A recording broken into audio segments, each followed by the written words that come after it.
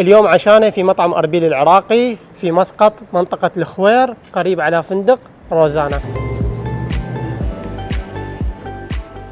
هاي المقبلات جدتي، خوش مقبلات عراقية، حمص بطحينة، هذا الطرشي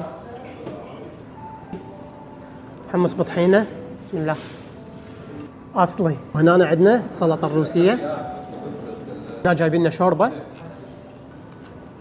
والله عاشت يدهم، لكن مرتب. مقبلات بعدنا فتشي، وهذا الخبز الحار خبز التنور العراقي بعد يشوي. الكباب نزل لنا كباب عراقي 100%، باع السماق عليه والطماطة الشوي. بسم الله.